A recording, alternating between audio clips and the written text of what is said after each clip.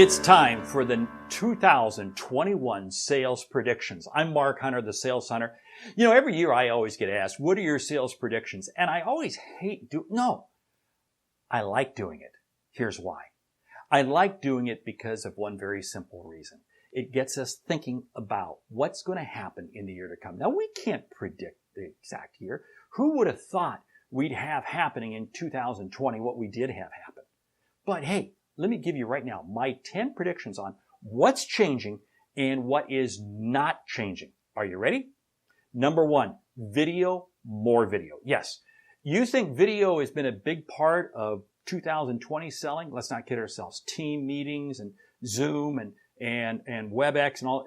Video is going to become even more. Video is going to become part of every email, every message, every platform. Video, more video. Get used to it.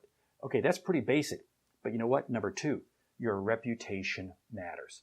This is going to become more and more critical because, hey, we're going to be staying in kind of this virtual world here for probably several more months and really in some element forever.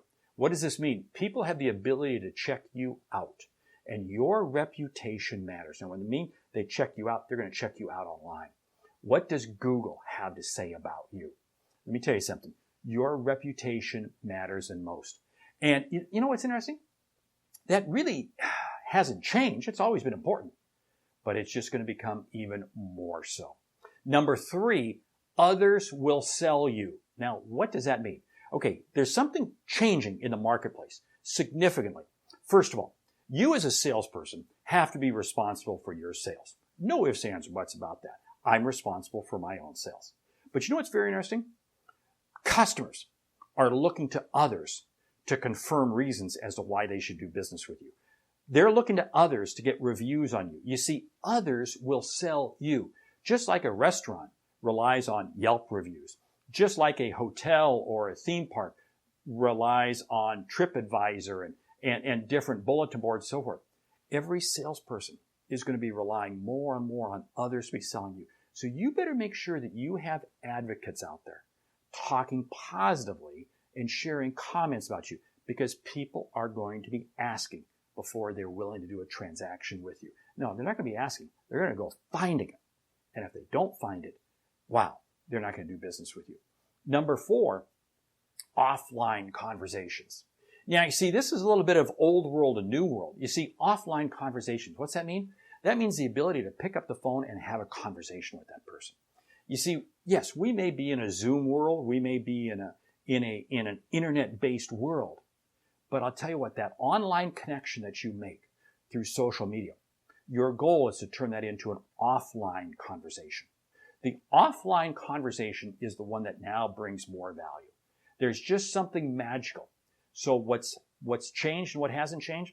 The telephone is actually playing a bigger role in higher value deals than ever before. Now, when I mean higher value, that doesn't necessarily mean higher price.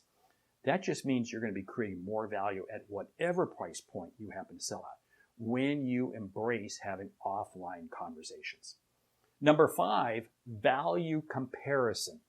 Wow, this is huge. You see, the customer knows that they're in control. And the customer knows that they can compare. So what does this mean? This means they're going to be doing more comparison than ever. And this really requires more work on our part than ever before. For one very simple reason. The customer doesn't know what they don't know. And they will wind up comparing things that totally don't apply.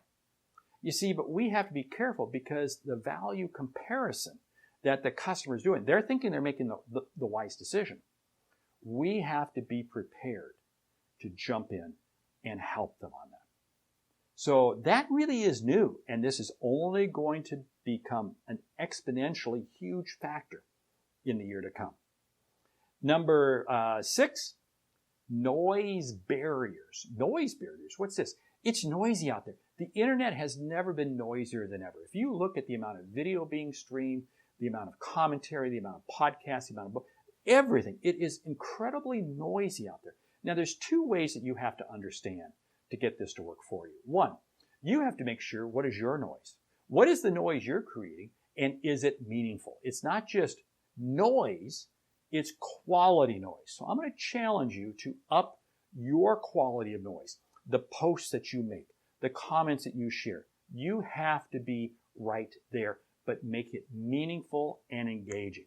The same token, noise barriers, your customers are hearing more and more and more and more. This means it's going to be even more challenging for you to be able to break through, which means you have to be using a multi-channel strategy to be able to connect. Because I'll tell you what, without it, you have no chance, because we are truly all competing in a global marketplace. Number 7, personal relationships matter. Yes, they do. They matter more than ever right now. You see, what's very interesting is, in times past, in the old world, pre-COVID, we could go out and create a personal relationship one-on-one with people. But today, things are moving much faster, which means we have to have more relationships with more people, because chances are, go back to some of the things I've been talking about here, people are going to be talking to other people saying, hey, what's this Mark Hunter guy like? What's this guy like? What's this guy like? See, personal relationships matter, because it's the way that we break through the noise. It's the way that we can really convey our reputation. It's the way that we really do everything that we've been talking about up to this point, which takes us to number 8, authenticity. You see, authenticity more than ever is absolutely key. I always talk about authenticity, how important it is. But people have to see the real you. Because I'll tell you what, because the world is so noisy out there, it's easy for things to get distorted very, very quickly. And we have to be very, very careful. We have to be authentic in all of our messaging. We have to be real human beings. People want to do business with people who are genuine, not fakes. Number 9, simplicity. Simplicity. Keep things simple. It's easy for us to screw up a 2-car funeral. It's easy for us to make things incredibly complex. We have to simplify things. We have to. And the more we simplify things, because people are exhausted. This has been an absolutely grueling year. And the more we can make it easier for our customers to make a decision, for our customers to determine what's best for them, the simpler will be, and the higher they will really view us. And number 10, face-to-face. Face-to-face is coming back. Now, face-to-face is going to be coming at us in a number of different ways. Have you ever noticed how the Zoom meeting you had when we first went into the pandemic was kind of herky-jerky? You may have been doing a Zoom call with a customer. Now you have a Zoom call with a customer, and it feels a whole lot more engaging, doesn't it? It really does. We have really vaulted it. And I'm not talking about that, but I'm actually talking face-to-face, because the face-to-face meeting is coming back in various levels. And what does this mean? We have to be prepared. We will get back to business travel. We will get back. The degree with which we get back, yeah, that's going to be suspect for probably a long time to come. I don't know. We don't know. Nobody knows. But you better be prepared for it. So those are what I see as my 2021 sales predictions. I'd love to hear what yours are. I'm Mark Hunter, the Sales Hunter. Great selling.